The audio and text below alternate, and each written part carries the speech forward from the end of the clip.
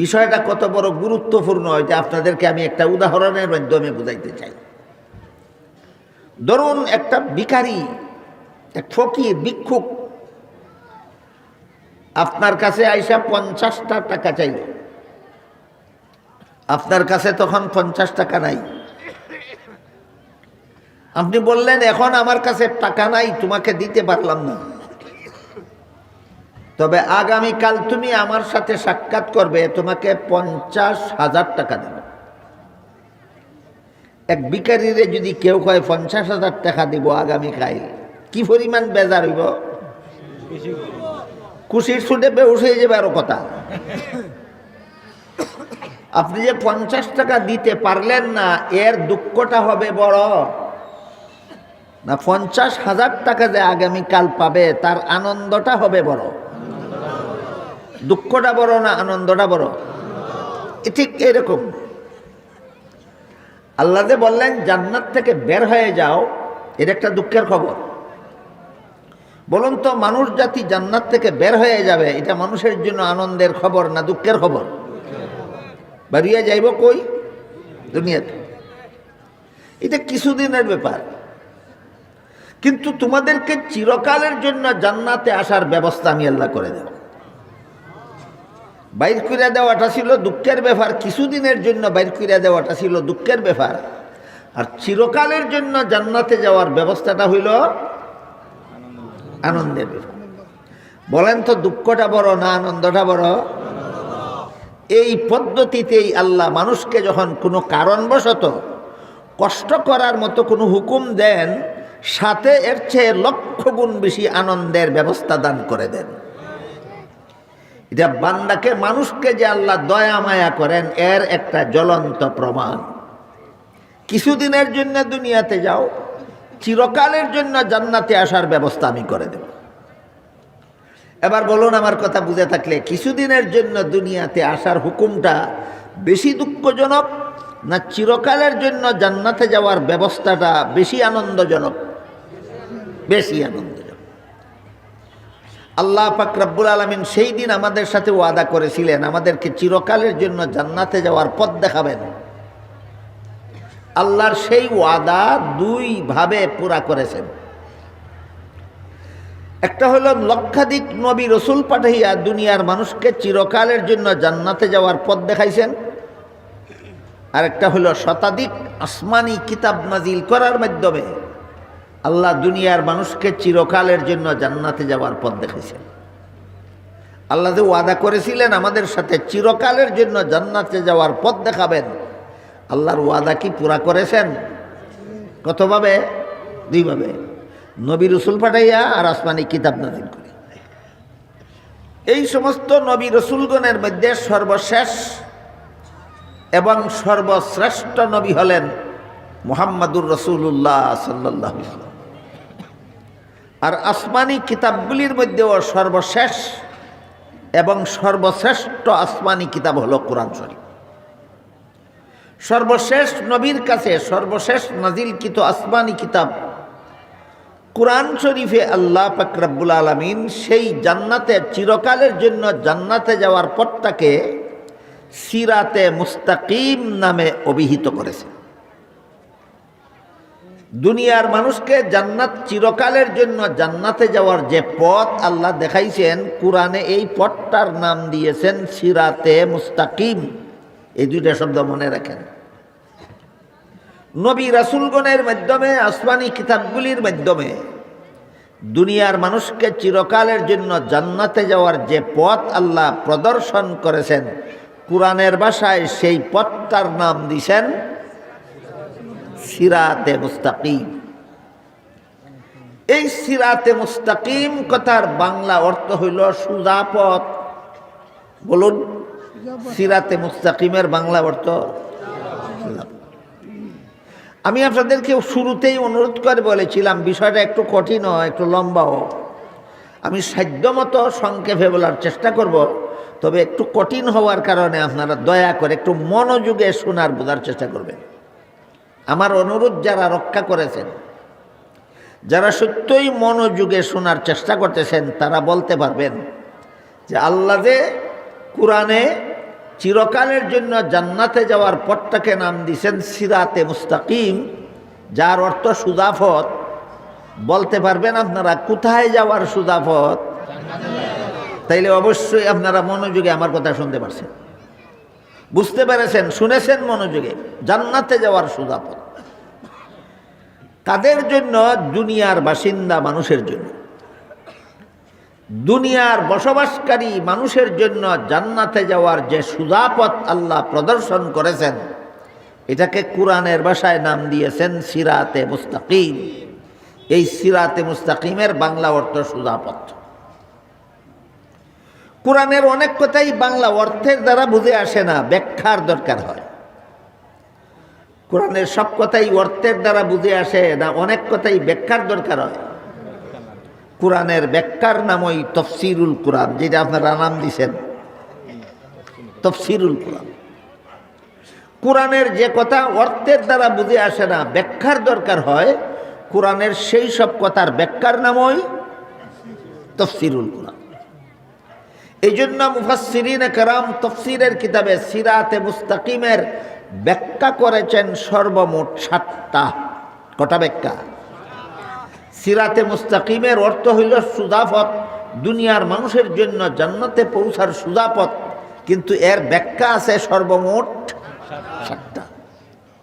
1 নম্বর ব্যাখ্যা হইল ইসলাম ধর্মের পথ দুনিয়ার মানুষের জন্য জান্নাতে পৌঁছার সুজা পথ।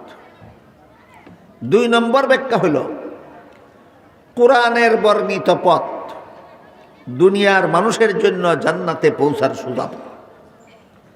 3 নম্বর ব্যাখ্যা হইল নবী রাসূলগণের পথ দুনিয়ার মানুষের জন্য জান্নাতে পৌঁছার সুজা পথ।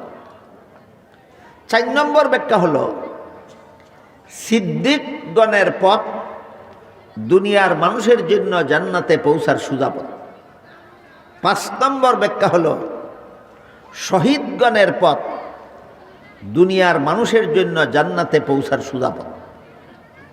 6 নম্বর ব্যাখ্যা হল সালেহগণের পথ দুনিয়ার মানুষের জন্য জান্নাতে পৌঁছার সুজা পথ।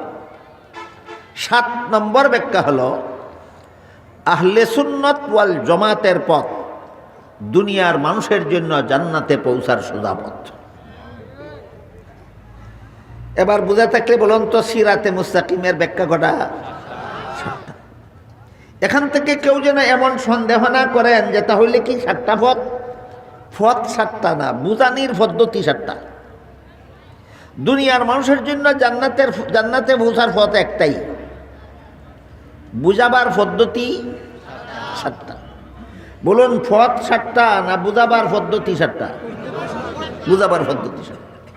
যেমন ধরেন ইসলাম ধর্মের এক পথ আর কোরআনের বর্ণিত আরেক পথ না, একই পথ।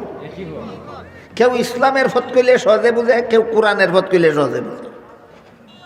তাইলে সিরাতে মুস্তাকিমের যে 7টা ব্যাখ্যা মুফাসসিরিনে কেরাম তফসিরের কিতাবে লিখেছেন, 7টা পথ হওয়ার কারণে না একই পথ 7 ভাবে বুঝাবার জন্য, 7 ভাবে বুঝাবার। এই 7টা ব্যাখ্যার প্রত্যেকটা ব্যাখ্যাই আলোচনা সাপেক্ষ। ইসলাম ধর্মের পথ জান্নাতে পৌঁছার সুজা পথ কেন?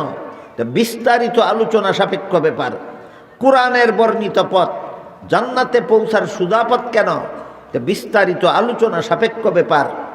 নবী রাসূলগণের পথ জান্নাতে পৌঁছার সুজা পথ কেন? বিস্তারিত আলোচনা সাপেক্ষ ব্যাপার। এইভাবে 7টা ব্যাখ্যার প্রত্যেকটা ব্যাখ্যাই বিস্তারিত আলোচনার মাধ্যমে বুঝতে হয়, বিস্তারিত আলোচনার মাধ্যমে বুঝতে হয়। সবগুলির আলোচনা একদিনে করা যাবে না। আর আমার বিজ্ঞাপনে আমার নামে আলোচ্য বিষয় দেওয়া হয়েছে 7 নম্বরটা।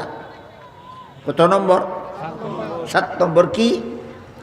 আহলে সুন্নাত ওয়াল জামাতের পথ দুনিয়ার মানুষের জন্য জান্নাতে পৌঁছার সুজা পথ।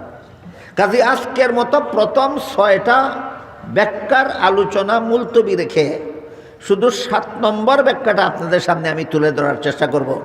যে মুফাসসিরিনে কেরাম যে তফসিরের কিতাবে লিখলেন যে আহলে সুন্নাত ওয়াল জামাতের পথ দুনিয়ার মানুষের জন্য জান্নাতে পৌঁছার সুজা পথ, পথটা কোনটা? এই বিষয়টা পরিষ্কারভাবে আপনাদের সামনে তুলে ধরার চেষ্টা করব এবং এই চেষ্টার দরকারও আছে। কারণ দরকার হলো আমাদের সমাজে অনেক মুসলমান আসল পথটা না চিনার কারণে প্রতারকদের হাতে প্রতারিত হয়, দুকাবাজদের হাতে দুকা খায়। যারা জীবন ভর অসংখ্য অগণিত বেদাতি কর্মকাণ্ডে লিপ্ত, এরা নিজেদেরকে আহলে সুন্নাত ওয়াল জামাত বলে প্রচার করে সরল মুসলমানকে ধোঁকা দেয়।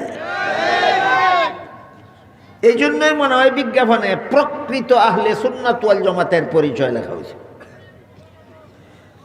আহলে সুন্নাত ওয়াল জামাতের নামে ধোঁকা না প্রকৃত আহলে সুন্নাত ওয়াল জামাত চেনা দরকার? প্রকৃত আহলে সুন্নাত ওয়াল জামাত চেনা দরকার। বিষয়টা বোঝার জন্য আমি সহজ একটা উদাহরণ দিই। কাদিয়ানি একটা দল আছে না, আপনাদের জানা মতো এরা মুসলমানের দল না কাফিরের দল? কোনো সন্দেহ নাই কাদিয়ানি কাফের, কোনো সন্দেহ নাই। আমি আজকে ওই আলোচনার দিকে যেতে পারবো না কোন দলিলে কাদিয়ানি কাফের। যথেষ্ট পরিমাণ দলিল কোরআনে হাদিসে আছে। এই সমস্ত দলিলের ভিত্তিতে কাদিয়ানিরা নিঃসন্দেহে কাফের। কিন্তু এরা নিজেদের দলের নাম দিছে কি জানেন? দলের নাম দিছে আহমদিয়া মুসলিম জামাত, মুসলমানের দল। বলেন কাফেরের দল নিজেদেরকে মুসলমানের দল নাম দিল কেন? সরল মুসলমানকে ধোঁকা দেওয়ার জন্য। এই কারণে কাদিয়ানি মুসলমান নয়, কাদিয়ানিদের ধর্ম আলাদা, মুসলমানদের ধর্ম আলাদা। এই বিষয়টা যেভাবে আলোচনা হওয়া দরকার, ঠিক তেমনিভাবে বেদাতিরা নিজেদের দলের নাম দিয়েছে আহলে সুন্নাত ওয়াল জামাত। এটা সত্যিকারের আহলে সুন্নাত ওয়াল জামাত নয়, বেদাতিদের আহলে সুন্নাত ওয়াল জামাত আর প্রকৃত আহলে সুন্নাত ওয়াল জামাত এক নয়। এটাও বিস্তারিত আলোচনা হওয়া দরকার।